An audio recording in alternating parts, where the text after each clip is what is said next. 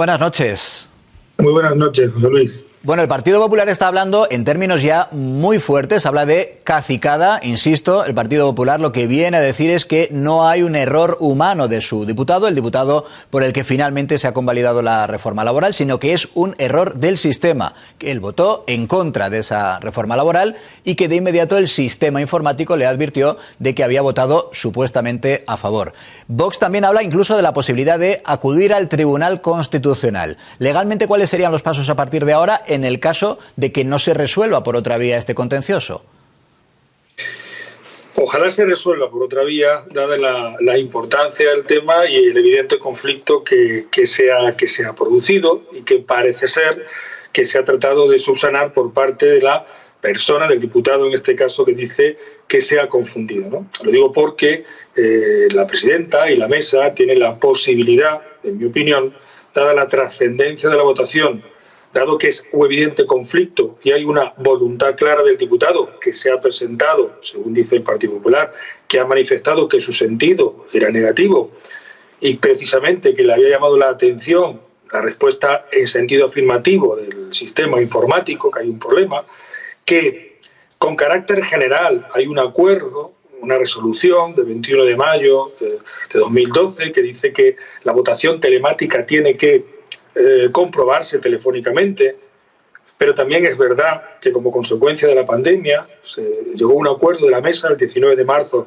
del año 2020 para no seguir este procedimiento porque era muy complicado, insisto. Sin embargo, la trascendencia del problema, del conflicto, de lo que ha sucedido, debería haber llevado, en mi opinión, a anular ese voto y a repetir la votación. Por cierto, que en una comisión de reconstrucción ocurrió algo parecido.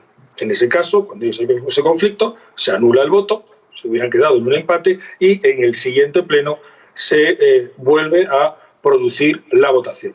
Yo creo que están a tiempo y creo que se podría resolver. Y creo, sencillamente, insisto, dada la trascendencia del tema, que debería resolverse de esta manera.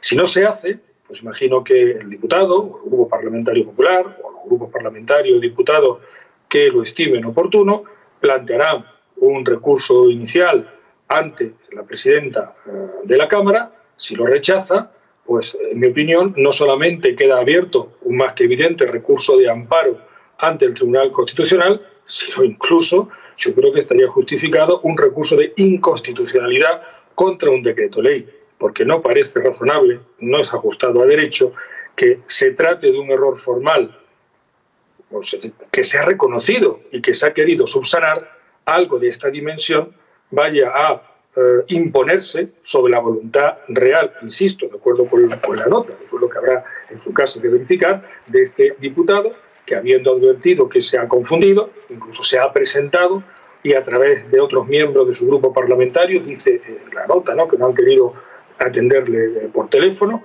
se lo habían trasladado a la presidenta antes de iniciarse la votación presencial, porque la votación telemática siempre se hace antes de la votación presencial.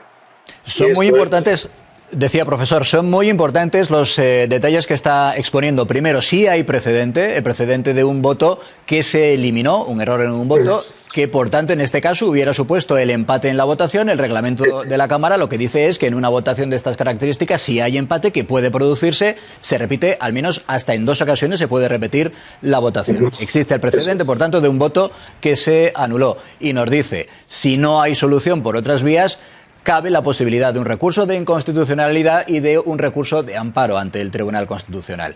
Esto nos lleva a una duda más, profesor.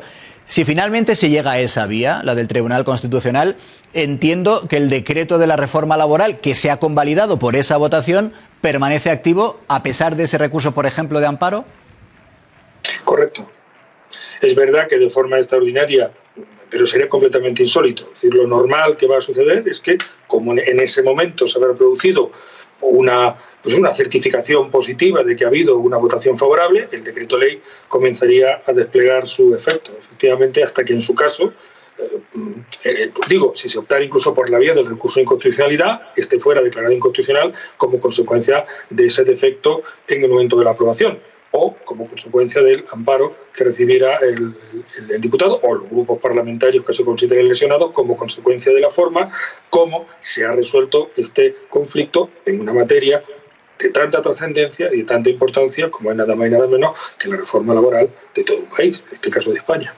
Pues Daniel Berzosa, profesor, como siempre, gracias por su ayuda. Insisto, es muy importante ese detalle de un precedente, de una situación similar en la que un voto o un error en un voto telemático llevó a anular ese voto. Insisto, si esa decisión se adoptara en esta votación concreta para convalidar el Real Decreto de la reforma laboral, habría un empate y, por tanto, el reglamento llevaría a repetir esa votación. Un fuerte abrazo, profesor.